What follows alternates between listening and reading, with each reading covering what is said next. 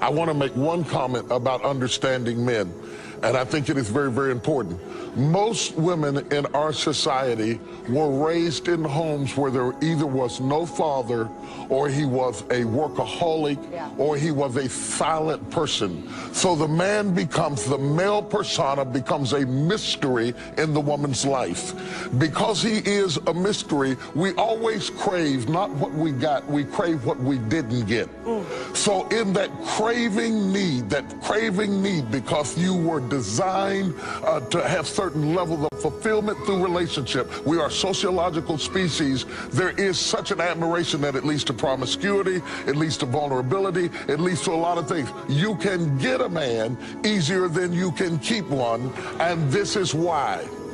One, you have been trained, when you get him, you don't understand him because you think he is another kind of woman. Yes. You talk to him like he is your sister. You handle him like he is a woman wearing a suit. And you are expecting him to love you in the language that a woman loves you. And that is not how we communicate. That is not how we communicate. You think that because we love differently, we don't love equally. Wow. Different does not mean lesser than.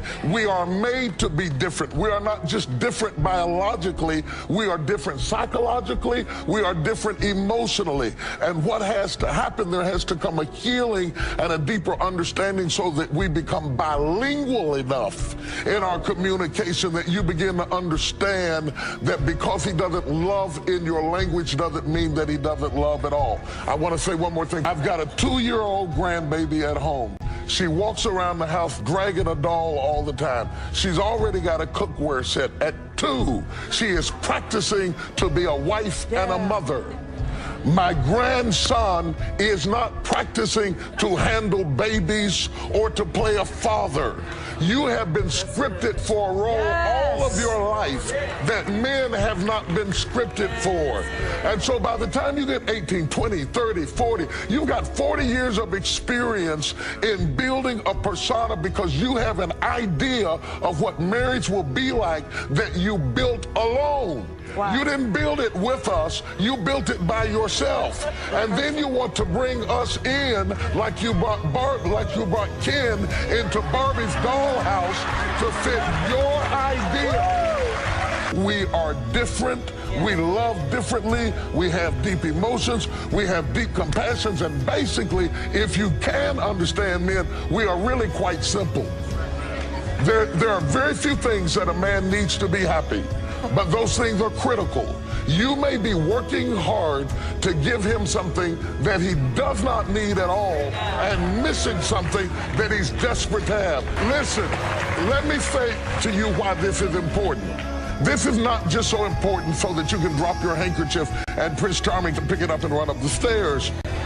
Whether you have a son in your life, whether you have an estranged father in your life, or whether you're a woman working in corporate America, you are going to have to speak to men. Yes. If you speak to a man in his language, if you negotiate with him with facts and not feelings, if you come to him intellectually, you can win, you can get the contract, you can do the deal, you can get the business done, you can get your son away from gangs, you can get your son away from drugs, and you can win your husband. But ladies, let me tell you something about winning your husband. Be his wife, not his pastor. Stop preaching to him. Stop trying to condemn him. Stop turning your house into a sanctuary. A man needs a castle where he can do him. And when you start using the pastor against him, you make men hate church. The man must be the king in his house.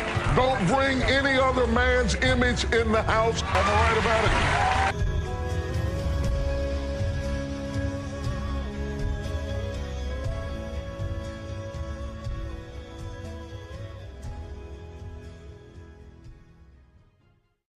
What they don't understand is that even when you are expecting something good to happen, it costs you something.